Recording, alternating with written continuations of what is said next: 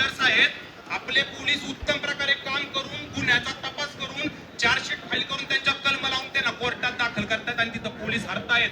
आपण हरतोय कारण सर्व कायदे हे आरोपींना वाचवणारे कायदे. दोन उदाहरणं देतो मी तुम्हाला, माहित नसेल. पहिल्यांदा बलात्कार केल्यानंतर फाशी नाहीये, दुसऱ्यांदा बलात्कार केल्यानंतर फाशी आहे. अलाहाबाद मध्ये प्रयागराज मध्ये 1 वर्षापूर्वीचं जजमेंट मी तुम्हाला ऐकवतो. हायकोर्टाच्या जजचं बलात्काराचा प्रयत्न झाला तर बलात्काराचं कलम लागत नाही, बलात्काराच्या प्रयत्नाचं लागतं. बलात्काराच्या प्रयत्नाचं कलम ठरवताना माननीय न्यायाधीशांनी हायकोर्टाच्या काय जजमेंट केलं माहितीये तुम्हाला? शरम आणणारी गोष्ट आहे. जजमेंट होता हायकोर्टाचं प्रयागराजच्या जज साहेबांचं. इथं माता भगिनी बसले, त्यांची क्षमा मागून मी तुम्हाला माहिती देतो की सलवार तोडणं आणि स्तन दाबणे हे बलात्काराचा प्रयत्न होऊ शकत नाही. हे माहितीये का आपल्याला? आपण इथं रास्ता रोको करतोय. आता एक उदाहरण देतो. 2011 साली मी माननीय राष्ट्रपतींना पत्र पाठवलेलं. कारण तिथं ऐका,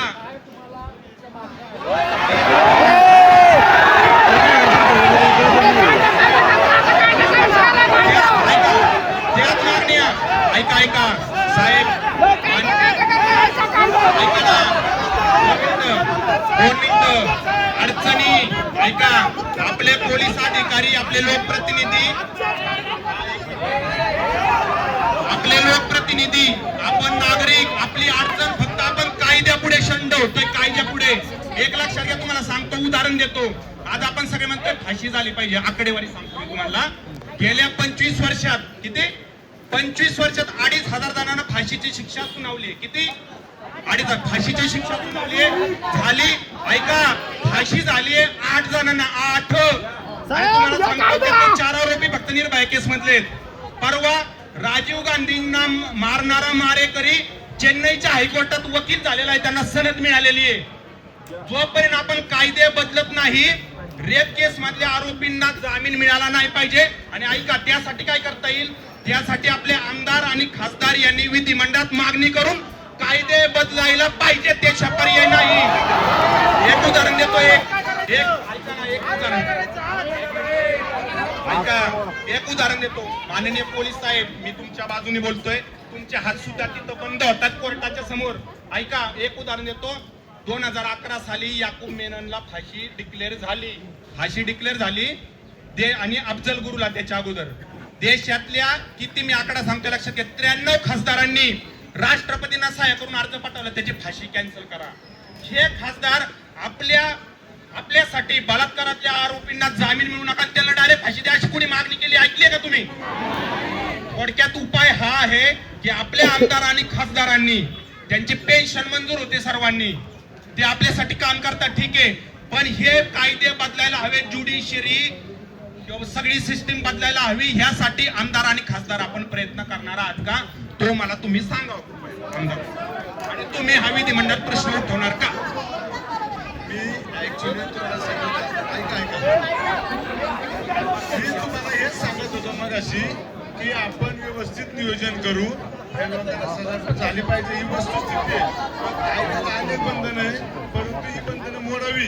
पोलिसांनाही सरळ हाताने निर्णय घ्या. जसं तुमची अपेक्षा आहे, आज त्याने गुन्हा मान्य केला, बरोबर आहे, त्याला सजा लगेच झाली पाहिजे, ही तुमची भूमिका आहे, मलाही मान्य आहे. परंतु कायद्याला काही बंधन आहे, म्हणून ती मोडून काढण्यासाठी येणाऱ्या अधिवेशनामध्ये आम्ही हाच कायदा करण्याचं मी पण मागणी करणार आहे की कुठल्याही मुलीला कुणीही असा अत्याचार करू द्या, त्याला 8-10 दिवसाची आज फाशी झाली पाहिजे, म्हणून मी हे करणार आहे.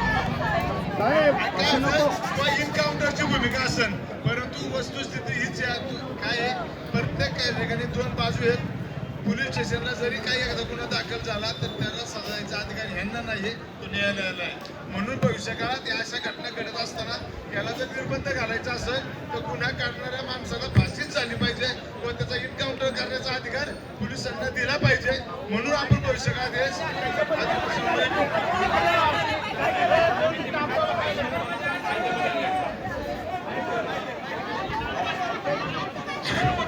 आमदार साहेब, आमची विनंती आहे, इन्काउंटर कायदेशीर नाही करता येत, पण अनेक ठिकाणी आरोपी बाथरूमला म्हणून बाहेर जातो, पोलीस गोळी घालतात, तशी तरी घाला,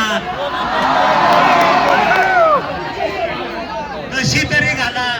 लक्षात घ्या, मी परत आज घटना सांगतो आमदार साहेब, नुसतं अल्पवयीन मुलीच्या याच्यात झालं नाही.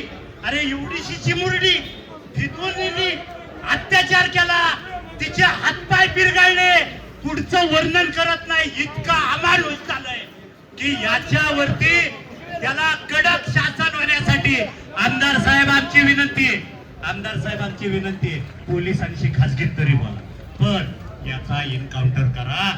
याचा एन्काउंटर होऊ शकतो, त्याला तुम्ही कायदेशीर आमच्या ताब्यात नाही ना देत, एन्काउंटर करा.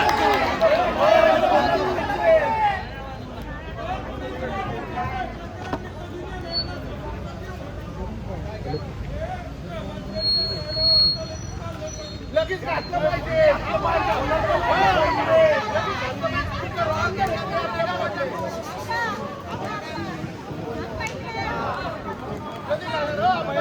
नंतर काय आत्ता घातलं पाहिजे.